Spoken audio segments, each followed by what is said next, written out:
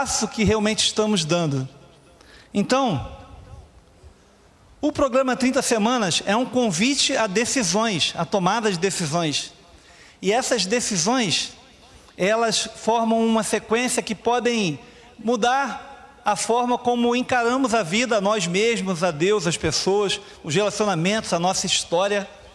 E hoje a gente está concluindo uma das decisões, que é a decisão de admitir. Esse início do programa é muito importante. Presta atenção aqui, gente. Esse início é fundamental. Por quê? É nesse momento que a gente tem a oportunidade de permitir-se ser vasculhado por inteiro nas áreas em que precisamos ser realmente mudados, renovados e transformados. Às vezes é muito difícil enxergar isso por nós mesmos. Existem muitos mecanismos na nossa mente que fazem com que a gente, de alguma forma, não consiga se perceber, ou perceber especialmente falhas, especialmente áreas em que nós precisamos, que nós nos envergonhamos de poder falar, de poder compartilhar, de poder viver, e aí nós temos muita dificuldade. Então, nesse começo, esse tempo de poder enxergar ao máximo. Hoje eu comecei falando aqui de algumas das minhas áreas de recuperação, falei de orgulho, falei de autossuficiência, falei de ansiedade, falei de baixa estima, baixa autoestima, e uma série de outras compensações, né, que nós vimos aqui no programa. Fala para a gente sobre compensações, sobre as nossas defesas, né? As defesas do ego. Sobre as áreas em que nós precisamos de mecanismos de alívio também. Então, essas áreas, elas precisam ser vasculhadas. Logo no começo eu deixei com vocês um folheto que tinha ali várias áreas de recuperação. Várias áreas em que a gente pode ter, de alguma forma, necessidade de ser tratado. Eu trouxe a minha aqui porque eu guardei no livro. Alguém guardou a sua aí? A minha está aqui.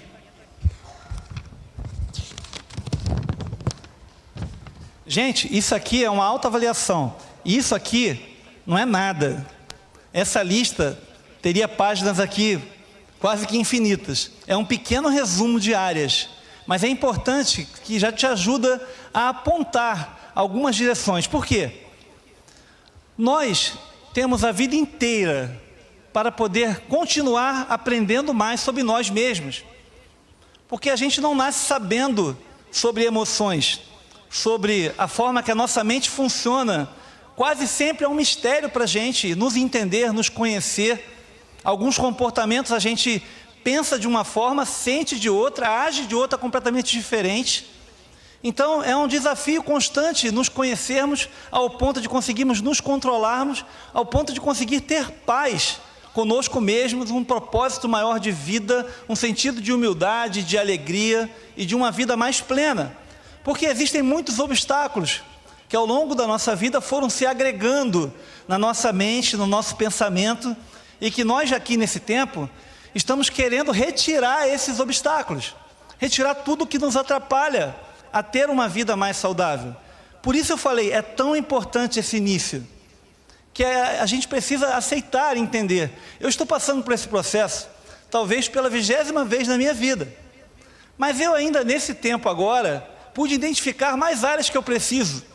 Eu, por exemplo, percebi que eu tenho uma tendência a demorar a ser obediente. Eu questiono muito antes de obedecer. Deus mostrou isso no meu coração, a tendência a não obedecer. Isso me empurra para alguns comportamentos. Procrastinação, demora em tomar decisões. Alguns comportamentos que vêm desse coração. A Bíblia fala em Jeremias 17:9, está na nossa lição. Enganoso é o coração, mais do que todas as coisas, quem o conhecerá? Esse coração é a mesma mente que a neurocirurgia, neurociência, né? A neurociência chama esse comportamento do nosso cérebro quase como autônomo, como se a nossa mente produzisse sentimentos, pensamentos que não são verdadeiros. E a Bíblia vem e fala, enganoso é o coração. O coração na Bíblia representa a mente, o centro dos sentimentos, emoções e os nossos pensamentos. Então essa mente enganosa precisa lidar com muito cuidado, Por quê? Ela pode estar te enganando há muito tempo. Cada pensamento gera um sentimento. Depois que eu vivo durante anos sentindo de uma forma, por exemplo, me sentindo sem valor, me sentindo menosprezado, me sentindo rejeitado, mesmo que o meu pensamento mude, esses sentimentos eles aparecem. O que acontece? Isso em todas as áreas que você está crescendo, que você está mudando, que você está vencendo vícios, que você está vencendo depressão, ou qualquer tipo de mecanismo compulsivo. Eles vêm como um sentimento. Entenda, enganoso é o coração, isso não é verdade.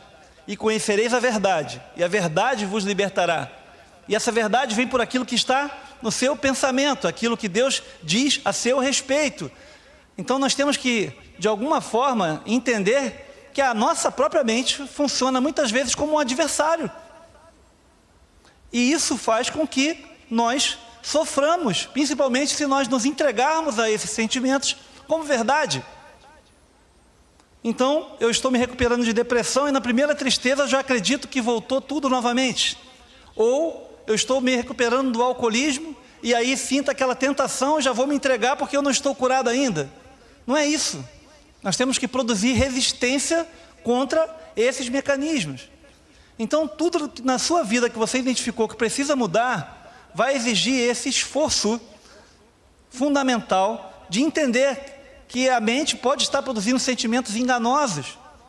E aí é preciso estarmos centrados na verdade sobre quem nós somos, o que nós nos tornamos e quem nós somos em Cristo. Essas verdades têm que dirigir a nossa vida. Nós temos que ser dirigidos por elas. São elas que vão nos tornar mais saudáveis. São elas que vão nos livrar das mentiras do passado. Além disso, nós temos uma natureza que é uma tendência a errar. O ser humano, a partir do pecado, ficou com uma tendência ao erro, uma tendência a pecar. Então esse enganoso coração também demonstra o aspecto que às vezes eu quero desobedecer, como no meu caso. Eu quero fazer do meu jeito, eu quero ter a minha autonomia, eu não quero me submeter à vontade de Deus. No fundo é isso, é um pecado. E quando eu confesso esse pecado, eu estou lidando com ele de frente. Deus, me ajuda, eu preciso do Senhor para vencer essa fraqueza no meu coração. Porque Deus conhece o nosso coração e sabe o tipo de fraqueza que cada um de nós tem. Essa postura é que é o admitir. Essa decisão é que é o admitir, seja em qual área que você esteja tratando. Admitir é isso. Admitir é falar, Senhor, o meu coração tende para... Por exemplo, eu percebi que quando as coisas estão mais difíceis na minha vida, eu vou direitinho ali, obedecendo a Deus, seguindo a direção dele, mas se melhorar um pouco, se afrouxar um pouco, eu já começo a escapar, já começo a querer fazer do meu jeito, já começo a querer voltar a fazer as coisas que eu fazia antes. Isso é um coração enganoso. Mas eu estou lidando com isso de frente. Deus, eu não quero mais ser assim, eu quero mudar totalmente, me ajuda, me fortalece. E aí a gente percebe Deus nos capacitando. Gente, isso aqui é só um exemplo, e hoje então está mais rápido ainda. Mas assim, entendam que nesse começo, o nosso escritor do livro escolheu o tema da sexualidade, como uma das áreas em que o enganoso coração atua. Atua trazendo distorção de todo tipo. Desde de dúvidas, desde distorção na transtornos de identidade, desde homossexualidade, desde transtornos de compulsão sexual. Várias áreas tem aqui escritas aqui, e que a gente precisa estar totalmente conectado com a verdade sobre nós mesmos para poder caminhar na direção certa, em todas as áreas. Aqui se aplica a questão sexual. Então, seja por pecado, ou seja por falha da nossa mente em querer nos enganar, dizendo que ainda estamos presos, quando na verdade já somos livres pelo sangue de Jesus. Isso precisa ser trazido como uma verdade para a nossa mente. Essa verdade é que liberta. Os sentimentos e pensamentos são enganosos. E aí eu preciso ter uma convicção, aquela certeza maior que Deus está me conduzindo em triunfo, em vitória.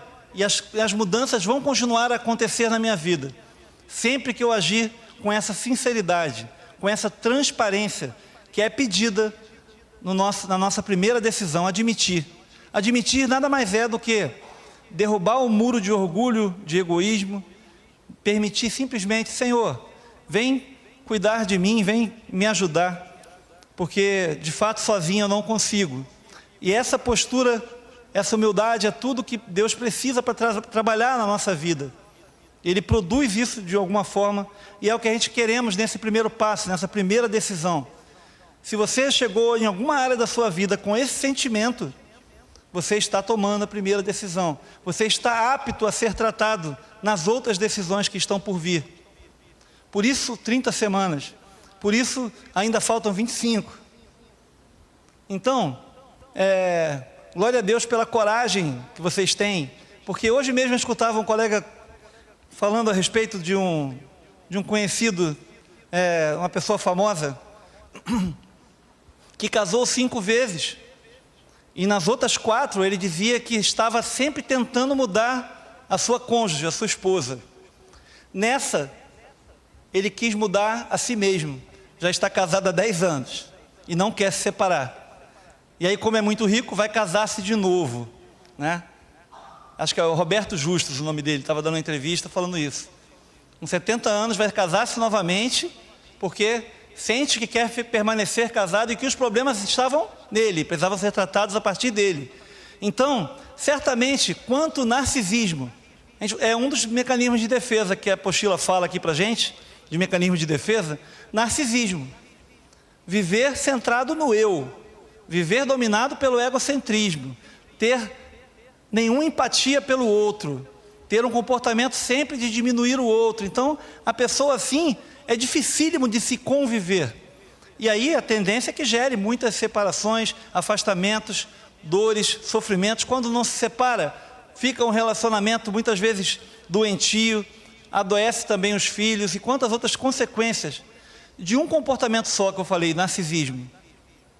Então, estar em contato com essas palavras, estar em contato com esse material, ler esse estudo, participar aqui do nosso momento, participar da reunião no grupo, ouvir os outros, falar, você está no caminho certo, para ser tratado de questões que nem você mesmo imaginava, talvez quando começou o grupo, mas que agora elas vão se revelando, vão aparecendo, porque é assim que Deus faz.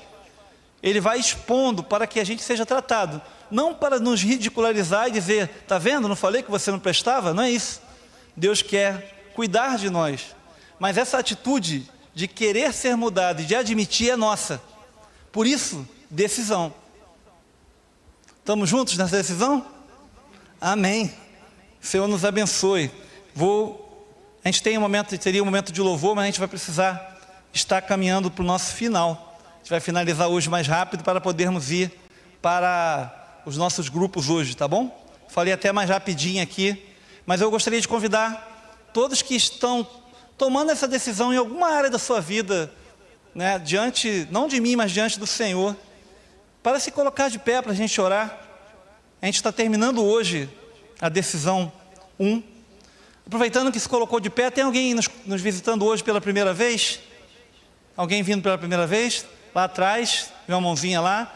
Recebemos com a salva de palmas. Seja muito bem-vinda. Após esse momento vamos ter um grupo, tá, de primeira vez para quem está chegando. É só vocês aguardarem um pouquinho que eu vou dar as instruções. Tá bom, pessoal de primeira vez? Não estou vendo a Marta, cadê a Martinha? Está aqui. Ah, ali, é com a Marta esse grupo. A gente vai passar para vocês, explicar como funciona o grupo. Está acabando, pode deixar aqui. Está acabando já. Obrigado. Muito obrigado. Oremos, vamos abaixar nossas cabeças, falar com o Senhor.